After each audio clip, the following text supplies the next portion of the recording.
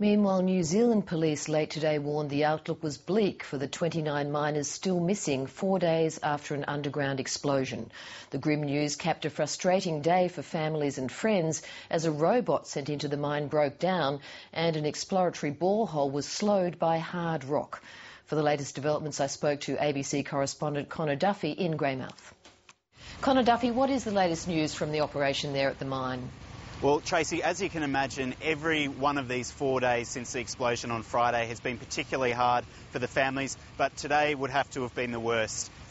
Just a short time ago, authorities released some vision of the explosion at the mine. It was from a camera at the mine's surface, which was more than 2 kilometres away from the explosion itself. But you still get an idea of the sheer force, given that this was pushing so much material out of the mine more than 2 kilometres away. Now, I understand that the families took that vision quite hard and that there were very few questions after that was shown. The language from police has also gotten much more strident and much more downbeat. And here's a little of what Superintendent Broad had to say.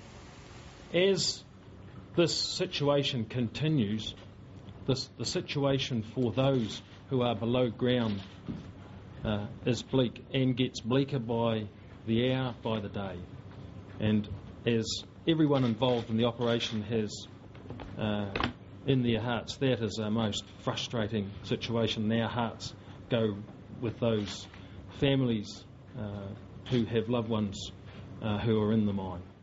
What is the feeling amongst the families now? Because obviously they're desperate for any positive developments, but there haven't been any. That's right. They're desperate for any news at all, Tracy. Some of the families I've spoken to have said that the waiting is the worst thing of all. And up until now, I understand they've been fairly tolerant and patient with the authorities in their daily briefings. But today there was an outpouring of anger and frustration, and a lot of the families wanting to know why this is taking so long, why men can't go down. They just can't understand why there's this delay when there's 65 rescuers ready to go on the surface, ready to go down and get their loved ones. And authorities said today that part of the reason they showed that video today was to try and make the families understand just how dangerous the situation is down there. Now, there was a problem with that first robot. I understand that they're now trying to find replacements. That's right. There's another robot ready to be deployed on the surface, and I understand they're also seeking some expert robot advice from Western Australia and from the United States. Now, as I've said, this situation is getting rather bleak, but no one here is giving up yet.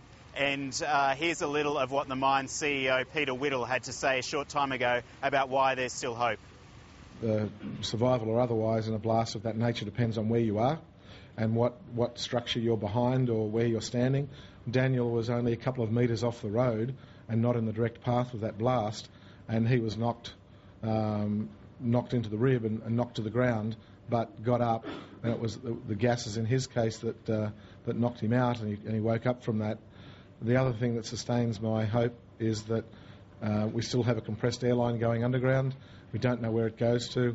I think it's becoming obvious that there may not be 29 guys all sitting together waiting to be rescued.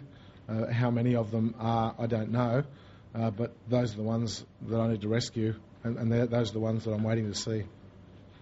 And Conor, what do we know about what will be happening overnight at the mine? This operation goes 24/7, Tracy, so they'll be continuing a borehole, which is at the moment about 5 to 10 metres away from reaching the bottom of the mine. That borehole will allow more samples to be taken to give rescuers a much clearer idea about just how dangerous the atmosphere down there is, how risky another explosion is, and also whether or not it's safe to send men down given the high levels of gas. So that'll be continuing. We understand there'll also be efforts underway to deploy the robot, and crews are also looking for a second site to drill another borehole. I imagine just getting any vision out of any of those access areas is one of the critical things. If they could just get some pictures, that would be a step forward. That's right. Any information at all at this stage, Tracy, would be crucial for the families. They did manage to get a camera down into an area of the mine that is a refuge, fresh air area where people can go after an explosion. They lowered that camera down and they had a look in there. They said there were signs of damage, but no signs of human life or that anyone had made it to that refuge area. So as you said earlier, the mood can only each day be a bit more desperate. That's right. You can see the tone of the police at the briefings I've been going to every day has gotten more and more pessimistic, and today was by far the grimmest day of all. Conor Duffy, thanks for speaking to us. Thanks, Tracy.